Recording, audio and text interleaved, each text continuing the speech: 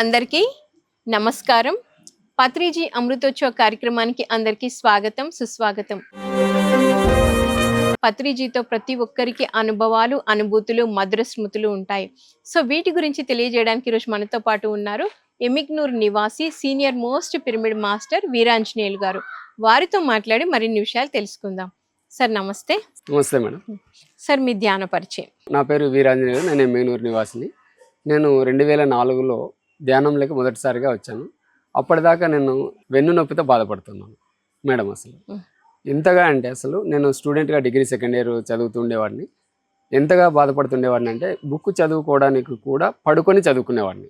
అంత తీవ్రమైనటువంటి వెన్ను నొప్పితో బాధపడేవాడిని. సో డాక్టర్స్ దగ్గరికి వెళ్ళాను. దానికోసం వాళ్ళు సర్జరీ చేయాలని చెప్పారు.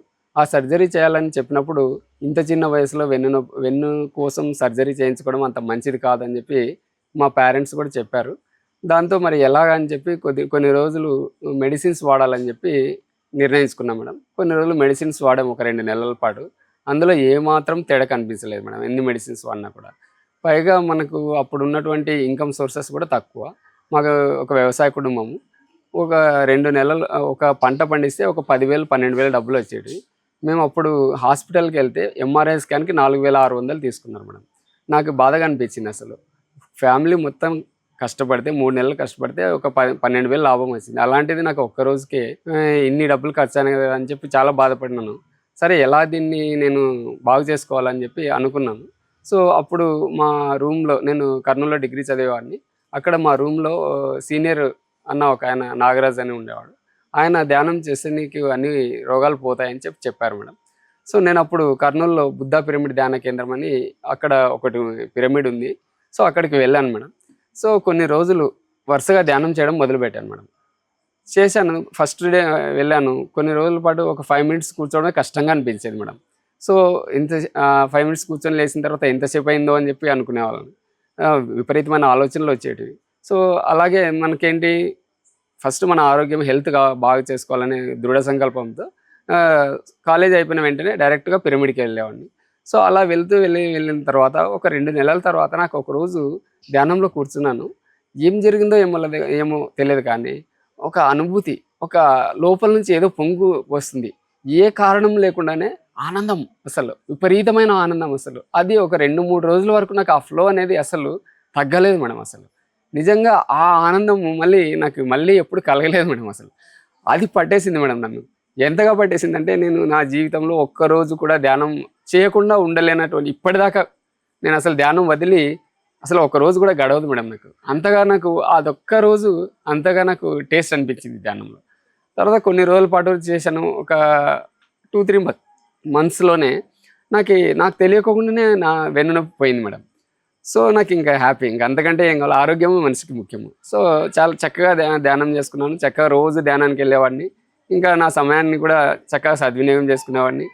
అలా చేస్తూ ధ్యానం చేస్తూ వచ్చేవాడిని. నా డిగ్రీ కూడా అయిపోయింది. అయిపోయిన తర్వాత వాట్ నెక్స్ట్ అనేది క్వశ్చన్ వస్తుంది. అప్పుడు నేను డిగ్రీ తర్వాత నేను బీఈడీ చేయాలని నిర్ణయించుకున్నాను మేడం. అయితే నేను చిన్నప్పటి నుంచి ఆర్డినరీ స్టూడెంట్ని మేడం. నేను 10th క్లాస్లో 3 సబ్జెక్టులు ఫెయిల్ అయ్యాను. అప్పుడు మా ఫాదర్ అన్నాడు, నువ్వు 3 సబ్జెక్టులు ఫెయిల్ అయినావు అంటే 6 నెలలు మాత్రమే స్కూల్కి వెళ్ళావు, 6 నెలలు స్కూల్కి వెళ్ళలేదు అని చెప్పేశాడు. సో ఆయన ఇల్లిటరేట్ అయినప్పుడు కరెక్ట్గానే చెప్పాడు అనిపించింది మేడం. సరే అని చెప్పి ఇంకా ఇంగ్లీష్లో ఫెయిల్ అయ్యాను, హిందీ, మ్యాథ్స్ 3 ఫెయిల్ అయినాను మేడం. సో తర్వాత నేను బీఈడీ ఎంట్రన్స్ ప్రిపేర్ అయినాను మేడం. అయిన తర్వాత ప్రిపేర్ అయ్యేటప్పుడు నేను ఒక రోజు 40 నిమిషాల పాటు ధ్యానప్రియ అనే ఒక పిరమిడ్ సెంటర్ ఉండేది కర్నూలులో మేడం. అక్కడే కోచింగ్ తీసుకునేవాడిని. అక్కడే 40 నిమిషాల పాటు ధ్యానం చేసేవాడిని రోజు. నడుచుకుంటూ వెళ్ళి ధ్యానం చేసేవాడిని మేడం. అయితే నాకు అప్పుడు ఏం జరిగేదంటే, ఆ 40 నిమిషాలు ధ్యానం చేసిన దాని ఫలితంగా నేను పగలంతా చదువుకున్నది రాత్రి ఆటోమేటిక్గా మొత్తం నాకు మెదడులో అది తిరుగుతూ ఉండేది మేడం. అసలు ఏమేమి చదివానో ప్రతి విషయం తిరిగేది. అసలు అది కూడా నాకు చాలా గొప్ప అనుభవం అనిపిస్తుంది మేడం. అలా నేను బీఎడ్ ఎంట్రన్స్ రాశాను. అప్పట్లో బీఎడ్లో సోషల్లో సీట్ రావడం అంటే చాలా కష్టం మేడం. బీఎడ్ ఫలితాలు వచ్చిన రోజు చూస్తే నాది స్టేట్లో 49th ర్యాంక్ మేడం. అసలు నన్ను చూసి అందరూ అసలు నీదేనా ర్యాంక్ అని చెప్పి అందరూ ఆశ్చర్యపోయారు మేడం. సో అంటే ఇదంతా దేనివల్ల వచ్చింది, కేవలం ధ్యానం వల్లే. నాలో ఇంత ట్రాన్స్ఫర్మేషన్ రావడానికి ఒక ఆర్డినరీ స్టూడెంట్ని 10th ఫెయిల్ అయ్యాను. సో ఇది ఎలా మార్పు జరిగిందంటే, నాకు ధ్యానం ద్వారానే ఇవన్నీ జరుగుతున్నాయని నాకు స్పష్టంగా అర్థమయ్యేది మేడం. సో దాంతో ఇంకా నేను ధ్యానం అనేది నా జీవితంలో ఒక భాగం అయిపోయింది మేడం. నాకు తెలియకుండానే నాకు ఒక భాగం అయిపోయింది మేడం. మరి మీరు శాకాహారికి ఎప్పుడు మారారు? శాకాహారి నాకు చిన్నప్పటి నుంచే మాంసం తినడం అనేది కొంచెం ఇష్టం ఉండేది కాదు మేడం. మా ఇంట్లో వాళ్ళు బలవంతంగా పెట్టేవాళ్ళు. కానీ ఎప్పుడైతే నేను ధ్యానంలోకి వచ్చానో, బుద్ధా పిరమిడ్లో ధ్యానం చేస్తూ ఉంటే అప్పుడప్పుడు పత్రి సార్ వచ్చేవాళ్ళు మేడం. ఒక 2 వారాలకు ఒకసారి అప్పుడప్పుడు వచ్చేవాళ్ళు. సారు వచ్చి ధ్యానంతో పాటు శాకాహారిగా మారాలి అని చెప్పిన తర్వాత ఇంకా లోపల ఆల్రెడీ ఉండేది, మాంసం అంటే ఇష్టం లేదు. సార్ చెప్పిన వెంటనే మారేసాను మనం, శాకాహారిగా మారిపోయాను మనం. సో ఇంకా ఆటోమేటిక్గా అంటే నేను ధ్యానంలోకి వచ్చిన తర్వాత ఒక 6 months పట్టి ఉంటుంది మేడం. ఆ తర్వాత శాకాహారిగా మారిపోయాను మేడం. అప్పటి నుంచి పత్రి సార్ని ఎప్పుడు కలిసారు? పత్రి సార్ని వచ్చేసి 2004లో కలిసాను మేడం. అక్కడ సార్ వచ్చేవారు. అసలు సార్ వస్తే మాకు చాలా ఆనందం. అసలు సార్ యొక్క సమక్షంలో మేము ఉంటేనే చాలు, సార్ ఆరలో ఉంటే చాలు మేడం. అసలు శరీరంలో మనకు తెలియని ఒక ప్రతి కణం కూడా, మన శరీరం పైన ఉన్న ప్రతి వెంట్రుక కూడా నిక్కబొడుచుకునేది. మనకు తెలియనటువంటి ఒక ఆనందం, ఏదో ఒక మత్తులో ఉండిపోయేవాళ్ళు మేడం. అసలు ఎంత ఆనందం అంటే పత్రి సార్ రాక కోసం ఒకసారి వచ్చిపోయినారంటే మళ్ళీ ఎప్పుడు వస్తారా పత్రి సార్ బుద్ధా పిరమిడ్కి అని వెయిట్ చేసేవాళ్ళం మేడం. సడన్గా ఈరోజు పత్రి సార్ వస్తున్నారని చెప్పేవాళ్ళు మేడం. సో అప్పుడు చాలా ఆనందంతో మేము అక్కడ సార్ క్లాస్ వినేవాళ్ళము. ఆధ్యాత్మికత గురించి ఎంత సింపుల్గా చెప్పేవారంటే అసలు అంతగా మేము అసలు ఎక్కడ వినలేము ఆధ్యాత్మికత గురించి. అంత సింప్లిసిటీలో అంత చక్కగా చెప్పేవాళ్ళు, చక్కగా అర్థమయ్యేది. అసలు దాంతో మాకు ఎంతో ఆనందం. అసలు ఇంకా ధ్యానంని ఎప్పుడు వదిలిపెట్టకూడదని చెప్పి ఇలా నా జీవితంలో ధ్యానం కొనసాగుతూ వచ్చింది మేడం. అయితే నేను డిగ్రీ చేసేటప్పుడు నాకు బిఎడ్ కర్నూలులో సీట్ వచ్చింది మేడం. రోజు బిఎడ్ కాలేజ్ అయిపోయిన తర్వాత ఆ ధ్యానం కోసం బుద్ధా పిరమిడ్కి వెళ్ళేవాడిని. లోపలికి వెళ్ళేటప్పుడు నేను ఒక ఆలోచన అనుకునేవాడిని, నాకు తెలియకుండా ఒక ఆలోచన వచ్చేది. నేను బిఎడ్ అయిపోతుంది, డిఎస్సి ఎగ్జామ్ రాస్తాను కదా, డిఎస్సి ఎగ్జామ్ రాసేసరికి నాకు కొంచెం డిగ్రీలో ఇంగ్లీష్ ఇంప్రూవ్ చేసుకున్నాను. నాకు గ్రామర్ ఒక 20 మార్కులకు పెడితే బాగుండేది డిఎస్సి ఎగ్జామ్లో అని అనుకున్నాను మేడం. నాకు తెలియకుండా అనుకున్నాను. కానీ నన్ను నెక్స్ట్ డిఎస్సి ఎగ్జామ్ అటెంప్ట్ చేసేసరికి నాకు ఆ విశ్వం ఎలా మరి ఇది ప్రోగ్రామ్ చేసిందో నాకు అర్థం కాదు, కానీ వండర్ఫుల్ మేడం. నేను డిఎస్సి ఎగ్జామ్ అటెంప్ట్ చేసేసరికి డిఎస్సి ఎగ్జామ్లో 20 మార్కులకి ఇంగ్లీష్ గ్రామర్ని ఇంట్రడ్యూస్ చేశారు మేడం. ఆ తర్వాత మళ్ళీ తీసేశారు. నెక్స్ట్ ఇది నిజంగా ఇది ఒక మిరాకిల్ మేడం అసలు. సో అంటే మన ఆలోచనలు కూడా విశ్వంలోకి వెళ్ళి ఇది ఎంత పనిచేస్తుంది అనేటువంటిది ఒక ధ్యానికి అది ముఖ్యంగా తప్పకుండా మనకి నమ్మకం కలిగింది మేడం. సో నేను డిఎస్సిలో కూడా సెలెక్ట్ అయ్యాను, టీచర్గా సెలెక్ట్ అయ్యాను. ఇంగ్లీష్ అసిస్టెంట్గా నాకు జాబ్ వచ్చింది ఫస్ట్ అటెంప్ట్లోనే. ఇంగ్లీష్ అసిస్టెంట్గా నేను ఇప్పుడు టీచర్గా పనిచేస్తున్నాను మేడం. సో మరి మీరు అంటే ధ్యానంలోకి వచ్చారు, శాకాహారిగా మారారు, పత్రిజీని కూడా చూశారు.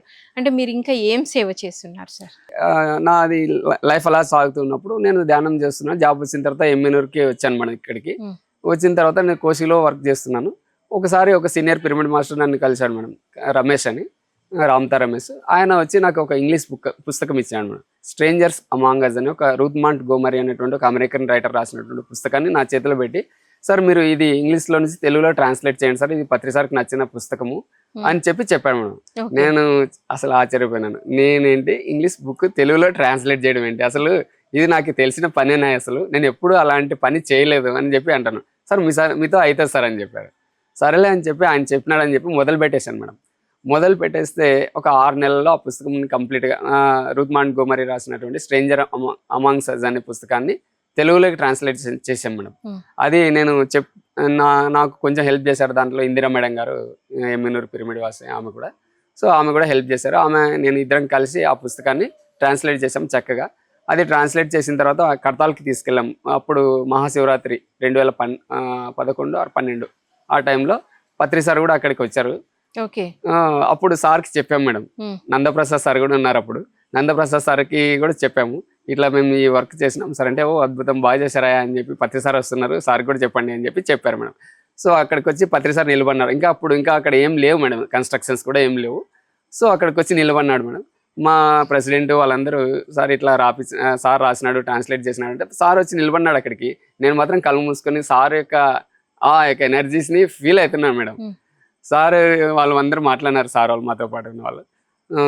సార్ ఇలా చూశాడు నన్ను ఒక 2 నిమిషాలు చూసి, వీడు అసాధ్యుడు అని చెప్పి ఆ కాంప్లిమెంట్ ఇచ్చాడు. నాకు చాలా సంతోషం అనిపించింది. నేనేంటి సార్ కూడా నా గురించి ఒక మాట మాట్లాడినాడు అనేది నాకు చాలా హ్యాపీగా ఫీల్ అయినాను మేడం. అసలు మరి ఆ బుక్కి తెలుగులో ఏం పేరు పెట్టారు సార్? వాకిన్స్ రహస్యం అనే పుస్తకం పేరు పెట్టాం మేడం. అది 2012 ధ్యాన మహాచక్రంలో పత్రి సార్ చేతుల మీదుగా రిలీజ్ కావడము చాలా చాలా ఆనందంగా అనిపించింది మేడం. ఇప్పటికి మీకు అదొక స్వీట్ మెమరీ Sweet అనుకుంటా. memory సార్తో ఆ గుర్తు తెచ్చుకుంటే మిమ్మల్ని మెచ్చుకోవడము, సార్ చేతుల మీదుగా రిలీజ్ అవ్వడము. అసలు నేనేంటి ఒక పుస్తకం రాయడం ఏంటి, అది పిరమిడ్ స్పిరిచువల్ సొసైటీలో అసలు నిజంగా ఇది నేను రాసినానని చెప్పండి మేడం. అది పత్రి సారే నా ద్వారా చేయించాడు. నేను ఒక పనిముట్టిని మాత్రమే. ఇక్కడ నేను అనేది లేదు మేడం. అసలు కంప్లీట్ అదంతా సార్ నా ద్వారా చేయించాడు, అంతవరకే మేడం. సార్ని మరి గమనిస్తూ ఏం నేర్చుకున్నారు మీరు? సార్ని గమనించినప్పుడు మనం ఒక్కటే నేర్చుకోవాలి మేడం. సార్ ఎంత సింపుల్గా ఉంటాడు. Simple living high thinking sir. అసలు మనం కూడా మనకంటే మన ప్రత్యేకత అంటూ ఈ భూమి మీద ఏం లేదు మేడం. ఒక సామాన్య మానవుడిలాగా ఉంటూ ఒక గొప్ప పనులు ఎలా చేయాలనేది మన పత్రి సార్ నుంచి నేర్చుకోవాలి మేడం. ఇది చాలా గొప్ప విషయం మేడం. సారు ప్రతి ఒక్కరితో చిన్న పెద్ద తేడా అనేది ఏమి లేకుండా సారే దగ్గరికి వచ్చి అందరికీ షేక్ హ్యాండ్ ఇస్తుంటారు. అసలు ఎంత అద్భుతం మేడం. అసలు నిజంగా మనం అంత పెద్ద గురువు దగ్గర షేక్ హ్యాండ్ ఎన్నిసార్లు తీసుకున్నామో అసలు లెక్కలేదు మేడం. అసలు అదే గొప్ప అనుభూతి మేడం. అది ప్రతి ఒక్కరూ నేర్చుకోవాలి. సార్ చెప్పేది ఏంటంటే నువ్వు గొప్పగా ఉండడం కాదు, నీకు ఇంకిత జ్ఞానం ఉండాలి, కామన్ సెన్స్ ఉన్నవాడే గొప్ప వ్యక్తి, అంటే గొప్ప వ్యక్తిత్వం, అదే ఒక జీవన విధానము, అంతే తప్ప ఆధ్యాత్మికత అంటూ ప్రత్యేకంగా ఏమీ లేదు. మనకంటూ గుర్తింపు ప్రత్యేకంగా మనం కోరుకోకూడదు అనేది పత్రి సార్ నుంచి మనం నేర్చుకున్నటువంటిది మేడం. అయితే సో సార్ను మీరు చాలా చక్కటి కాంప్లిమెంట్ ఇచ్చారు సార్. అంటే ఒక సామాన్య మానవుడిలాగా ఆయననే అందరి దగ్గరికి వచ్చి షేక్ హ్యాండ్ ఇస్తారు. మామూలుగా అయితే గురువుల కోసం క్యూ కడతారు, కానీ ఈయన అందరి దగ్గరికి వెళ్తారు. నేను కూడా ఒక మ్యారేజ్ కి వెళ్ళినప్పుడు పత్రి సార్ కూడా వచ్చారు సార్ అక్కడికి. మనం మామూలుగా ఎవరైనా ఏం చేస్తారు, వచ్చి డైరెక్ట్ పెళ్లి మంటపంలోకి వెళ్ళిపోతారు. సారు ఎవరైతే అక్కడ బ్యాండ్ వాయిస్తున్నారో వాళ్ళందరి దగ్గరికి వెళ్ళి వాళ్ళకి షేక్ హ్యాండ్ ఇచ్చి అప్పుడు పెళ్లి మంటపంలో. Great madam. అసలు అదే మేడం, పత్రి సార్ అంటే నిజంగా అంత గ్రౌండ్ లెవెల్కి వస్తాడు మేడం. అసలు ఆయన ప్రతి వ్యక్తి యొక్క వాళ్ళు చేసే పనిని గుర్తిస్తాడు మేడం, వాళ్ళని గుర్తిస్తాడు మేడం. అదే ఆయన యొక్క గొప్పతనం మేడం. అంటే ఏ గురువు కూడా అలాంటి గొప్పతనాన్ని మనము ఏ గురువులో కూడా అంత గొప్పతనాన్ని మనం చూడలేము మేడం. ఒక గురువు అంటే ఒక బౌండరీ ఉంటుంది మేడం. అందరూ ఆయన్ని కలవడానికి వెయిట్ చేస్తూ ఉంటారు మేడం. వాళ్ళ దగ్గరికి పోవడమే చాలా కష్టం, ఇంకా వాళ్ళని చూడడం ఇంకా గొప్ప విషయం. వాళ్ళతో మాట్లాడడం అనేది అసంభవం. అది వాళ్ళు కొందరికే అందుబాటులో ఉంటారు, కానీ ఇక్కడ అలా కాదు మేడం. మన పత్రి సార్ పిఎస్ఎస్ఎం యొక్క స్పెషాలిటీ ఏంటంటే ఒక గురువే అందరి దగ్గరికి వస్తాడు మేడం. ఒక గురు పత్రి సార్ మనకు అందరికి దగ్గరకు వచ్చి షేక్ హ్యాండ్ ఇచ్చి ఏంటయ్యా ఏంటి విశేషాలు చెప్పండి అని అన్ని అడిగేటువంటి గురువు మనం ఎక్కడ అసలు భూమి మీద ఎక్కడ ఇప్పటిదాకా చూడలేదు మేడం. అసలు నిజంగా ఇది ఒక గొప్ప విషయం ఏంటంటే పత్రి సార్ భూమి మీద తిరుగుతున్నప్పుడు, భూమి మీద జీవించి ఉన్నప్పుడు మనం కూడా జీవించి ఉండడం అంతకంటే భాగ్యం ఈ జీవితానికి లేదు మేడం. అసలు పత్రి సార్తో మనం ఉండడమే గొప్ప విషయం మేడం. Correct sir, 100%. నిజంగా ఎప్పుడు అనిపిస్తూ ఉంటుంది అట్లాంటి మహానుభావుడితో మనం కూడా ఉన్నాము, కనీసం ఆయన వడ్డిస్తుంటే తిన్నాము. మరి మీకు ఆయన భోజనము ఎప్పుడైనా, ఇప్పుడు యజ్ఞాలు యాగాల్లో కూడా సారు వడ్డిస్తూ ఉంటారు, అంతమందికి కూడా ఆయన అంత మళ్ళీ ఫ్లూట్ వాయిస్తారు, ధ్యానం కూర్చోబెడతారు, వచ్చిన గెస్ట్లందరితో మాట్లాడతారు, మళ్ళీ అక్కడికి వచ్చి వడ్డిస్తూ ఉంటారు. సో మీరు ఎప్పుడైనా అలా వడ్డిస్తున్నప్పుడు తిన్న సందర్భాలు ఉన్నాయి? అవును మేడం, అమరావతి ధ్యాన మహాయజ్ఞంలో సారు వడ్డిస్తున్నప్పుడు నాకు అనిపించింది మేడం. అసలు అంటే ఒక గురువు ఎందుకు అలా చేస్తారో మనం ఒకసారి ఆలోచిస్తే, అసలు మనలో అహంకారం లేకుండా మనం కూడా అలా గురువుని చూసి మనం నేర్చుకోవాలి మేడం. ఎప్పుడైనా ఒక చిన్న పని చేయగానే మనమే గొప్ప అనే ఫీలింగ్ మనకు వచ్చేస్తుంది మేడం. కానీ గురువులు మనకి ప్రతి క్షణం ప్రతిదీ నేర్పించడానికే ఉంటారు మేడం. అంటే వాళ్ళని చూసి మనం నేర్చుకోవాలి మేడం. ఒక గురువు స్థాయిలో ఉండి మనకి అన్నాన్ని వడ్డిస్తాడు ఆయన, మరి మనమేంటి అసలు, మనము ఆయన చూసి మనం నేర్చుకోవాలి. అంటే గురువు ప్రతిదీ తాను కళ్ళ ముందు తానే అనుసరించి మనకి ఒక శిష్యుడికి మనకి నేర్పిస్తున్నాడు మేడం. ఆ పాఠాలను మనం నేర్చుకోవాలి మేడం. అది కూడా మన జీవితంలో మనం పాటించాలి మేడం. అది గొప్ప విషయం మేడం. ప్రతి ధ్యాన మహాయజ్ఞంలో కూడా సారు అందరికీ భోజనాలు వడ్డించడం అనేది తప్పనిసరిగా మనం చూస్తుంటాము. సార్ చేత మనం తిన్నాము కూడా మేడం. అసలు చాలా గొప్ప విషయం మేడం. నెక్స్ట్ వచ్చేసి మీరు ఇందాక మీ ద్వారా ఒక బుక్ ట్రాన్స్లేట్ చేయబడింది, మరి సార్ బుక్స్ కూడా ఎన్నో వచ్చేసారు మనకి. అందులో మిమ్మల్ని ఎక్కువగా ప్రభావితం చేసిన బుక్ ఏంటి? అద్భుతమైన పుస్తకం తులసీదళం మేడం. తులసీదళంలో అసలు అది పుస్తకం అద్భుతమైన పుస్తకం. దాన్ని అది ఎంతగా ఆకట్టుకుంటా అంటే ఒక సింపుల్ కాన్సెప్ట్. అసలు చూడండి, అశోకవనం అనే ఒక టాపిక్ ఉంటుంది మేడం. అందులో అశోకవనం అంటే అసలు సీత అక్కడ శ్రీలంకకి తీసుకెళ్ళిన తర్వాత రామాయణంలో ఆమె అశోకవనంలో ఉంది, ఆమె ఏడుస్తూ ఉంది అని అనుకుంటున్నారు మేడం. ప్రతి ఒక్కరు అలాగే అనుకుంటారు. అశోకవనం అనేది ఒక వనం పేరు అనుకున్నారు మేడం. అసలు ఆ బుక్ చూసి ఆ కాన్సెప్ట్ చదివిన తర్వాత నాకు అనిపించింది, అసలు ఎన్నిసార్లు చదివినాం మనం, చదువు ఉంది కూడా, అసలు ఈ అశోకవనం అనే పదంలో ఉన్నటువంటి అర్థాన్ని, అంతరార్థాన్ని మనం అసలు పత్రి సార్ చెప్పేంత వరకు ఎవరు అర్థం చేసుకోలేదేమో అనిపిస్తుంది మేడం. అశోకవనం ఆ ప్లస్ శోకవనము, అశోకవనం, అక్కడ శోకం అనేది లేదు అనే విషయము పత్రి సార్ చెప్తే తప్ప మనకు అర్థం కాలేదు మేడం. సో అది ఒక గురువు అంతరంగా ప్రతి విషయాన్ని అంత లోతుగా ఆలోచించి విశ్లేషించి మనకు ఇచ్చే సందేశం అనేది అసలు ఆ పుస్తకం ఉంది. అసలు ఎన్నిసార్లు చదివితే అంత డెప్త్గా అర్థమవుతుంది మేడం ఆ తులసి దళం అనే పుస్తకం. అసలు ఎన్నిసార్లు ఎన్ని కాన్సెప్ట్లు, అసలు ఎంత మరి మనకు తెలియని జ్ఞానం అందులో ఉందంటే అసలు అమోఘమైన పుస్తకం మేడం. తులసి దళం 1, తులసి దళం 2 అసలు చాలాసార్లు చదివాం మేడం. ఎన్నో పుస్తకాలు ఉన్నాయి మేడం, అన్నీ పత్రి సార్ చెప్పినట్టు. ఎందుకంటే పత్రి సార్ తానే స్వయంగా 1,00,000 పుస్తకాలు చదివినాడంటే మనం ఎన్ని పుస్తకాలు చదవాలి సార్. అసలు అలా పుస్తకాలు చదవాలనేటువంటి తపన మనలో పెంచాడు మేడం పత్రి సార్. ఎన్నో పుస్తకాలు, ఎంతో మంది మాస్టర్స్, అసలు ఒక్కరివి కాదు, అసలు ఎంతో మంది మాస్టర్స్ యొక్క పుస్తకాలు మనం చదవాలి అని సార్ మనల్ని ప్రేరేపించి సార్ మనకి ఒక మార్గాన్ని చూపించాడు మేడం. సో సార్ మనకి ఎన్నో విభాగాలు తీసుకొచ్చేసారు సార్ పిఎస్ఎస్ఎం మూమెంట్ లో. వాటిల్లో స్వచ్ఛ భారత్ కూడా తీసుకొచ్చారు. అది చెప్పి వదిలేయకుండా సారు ప్రకృతి వ్యాలీలో అక్కడ సారే చెత్త ఉంటే తీసి బ్యాగ్స్లలో వేశారు. సో అది విన్నా మీకు ఏమనిపించేది సార్? అసలు స్వచ్ఛ భారత్ అనేది ప్రతి వ్యక్తి కూడా అత్యంత అవసరం మేడం. ఆ సమయంలో మనం ప్రకృతి పట్ల మనం ఎంత కరుణతో ఉండాలన్న విషయాన్ని, మన పరిసరాల పట్ల, పరిశుభ్రత పట్ల మనకు అవేర్నెస్ ఉండాలి. మనము ఎంత ఎదిగినా అసలు ఎదగడం అనేది మన రిచ్నెస్లో ఉండదు మేడం, మన సింప్లిసిటీలో ఉంటుంది, మన బాధ్యతలో ఉంటుంది. ఆ బాధ్యతను గుర్తు చేశాడు మనకి. అసలు ప్రతి వ్యక్తి అలా అదంతా మర్చిపోయాం మనం. ఏదో మనం గొప్ప సాధించినాము, ఒక జాబ్ సాధించినాము, లేదంటే మంచి షర్ట్ వేసుకున్నాము, లేదా డబ్బు సంపాదించినాము, కారులో తిరుగుతున్నాము, ఇది కాదు మేడం. అసలు మన బాధ్యతను మనం నిజంగా నిర్వర్తిస్తున్నామా లేదా? అసలు మన చుట్టూ పరిసరాలనే మనం సరిగా చూసుకోలేనప్పుడు, మనం పరిశుభ్రంగా లేనప్పుడు, పరిశుభ్రత కోసం మరొక వ్యక్తిని నియమించుకోవాల్సిన అవసరం లేదు. ఫస్ట్ మన బాధ్యత అది మనకి ప్రతి ఒక్కరికి గుర్తు చేసినాడు మన పత్రి సార్. అసలు అందుకోసమే ఒక గురువు మన పత్రి సార్ నుంచి ప్రతి క్షణం మనం చూడాలి, ప్రతి విషయం మనం నేర్చుకోవాలి. మన జీవితంలో అది అనుసరించినప్పుడే నిజంగా మన జీవితంలో సరైన మార్గంలో వెళ్ళగలుగుతామని ఒక గురువు మనకి అన్ని కోణాల్లో, 360 డైమెన్షన్లో, 360 డిగ్రీ డైమెన్షన్లో మనకు ప్రతి విషయాన్ని దేన్ని వదలకుండా మనకి నేర్పించినటువంటి గొప్ప గురువు పత్రిజీ మేడం. ధ్యానానికి ముందు మీరు, పత్రిజీ మీ జీవితంలోకి వచ్చిన తర్వాత మీరు ఏం చెప్తారు సార్? ధ్యానానికి ముందు నిజంగా అసలు మన జీవితానికి ఒక రూపం లేదు మేడం. పత్రి సార్ మన జీవితంలోకి రాకముందు మనం అసలు మన జీవితానికి ఏమి ఒక మన లక్ష్యం లేని జీవితం మేడం అది. పత్రి సార్ లేకపోతే నిజంగా ఎన్నోసార్లు అసలు ఈ విషయాన్ని ఎన్నోసార్లు అనుకున్నాం. పత్రి సార్ లేకపోతే మన జీవితం ఎలా ఉండేది, అసలు మనం జీవించి ఉండేవాళ్ళం అనే డౌట్ వస్తుంది మేడం. అసలే ఒకసారి నేను ఇంటర్మీడియట్లో రిజల్ట్స్ అనౌన్స్ అయ్యే రోజులు మేడం. ఆ రోజు నేను ఒకవేళ ఇంటర్మీడియట్ ఫెయిల్ అయితే కనుక నేను కత్తితో పొడుచుకోవాలని కత్తి రెడీ చేసుకున్నాం. లేదంటే ఒక కెమికల్ అంటే పురుగుల మందు ఇంట్లో దాచిపెట్టుకున్నాం మేడం. ఫెయిల్ అయితే జీవితం అంటే ఇంత అంటే మనం దాన్ని భరించలేము. అంటే ప్రతిదీ మనం పాజిటివ్గా, ప్రతిదీ మనకు సక్సెసే రావాలనుకుంటాం. మనం ఎంత ఎఫర్ట్ చేసినా మనము అసలు ఆలోచించము. బాగా చదివింటే పాస్ అవుతాము, బాగా చదవకపోతే ఫెయిల్ అవుతాము అనేటువంటి కామన్ సెన్స్ కూడా ఉండదు. కానీ పత్రి సార్ వచ్చిన తర్వాత ప్రతిదీ మనము అసలు ప్రతి దానికి కారణం మనమే.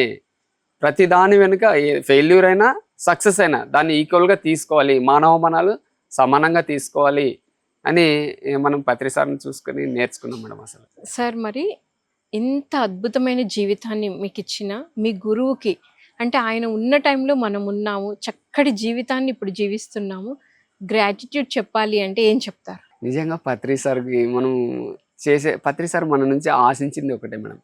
ప్రతి వ్యక్తి ఇప్పుడు ధ్యానం చేస్తే, నువ్వు ధ్యానం నేర్చుకుంటే నెక్స్ట్ మినిటే నువ్వు ధ్యానాన్ని ప్రచారం చేయాలి, నీకు తెలిసిన జ్ఞానాన్ని అందరికీ పంచాలి, ఈ శాకాహార ర్యాలీలు చేయాలి, అందరినీ అవేర్ చేయాలి అని చెప్పి పత్రి సార్ ఏదైతే చెప్పాడో మనం అది ఆచరించి చూపిస్తేనే గురువుకి మనం ఇచ్చినటువంటి ఆ గురు దక్షిణ మేడం. పత్రి సార్ ఏది ఆశించడు, ఎవరి నుంచి ఏది ఆశించడు.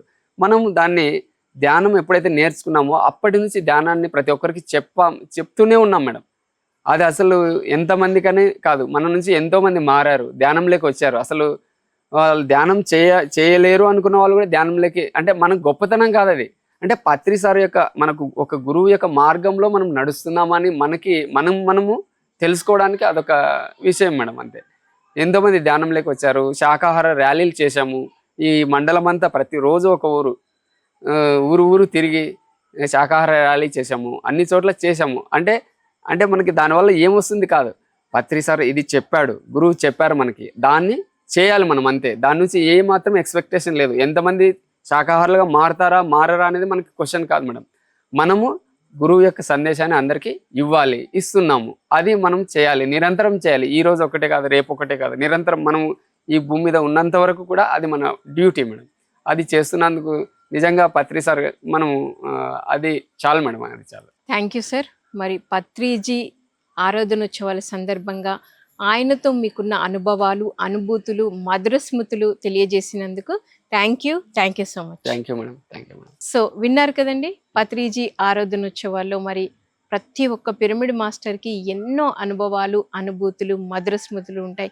ఎంతో అద్భుతంగా పత్రిజీని చూసి ఏం నేర్చుకోవచ్చు, ఎంత సింప్లిసిటీ, పత్రిజీ ఎలా ఉంటారు అనే విషయాలన్నీ మనం ఈరోజు తెలుసుకున్నాం. మరొక కార్యక్రమంలో మళ్ళీ కలుద్దాం. అప్పటి వరకు చూస్తూనే ఉండండి PMC ప్రతిక్షణం సత్యదర్శనం. Thank you so much.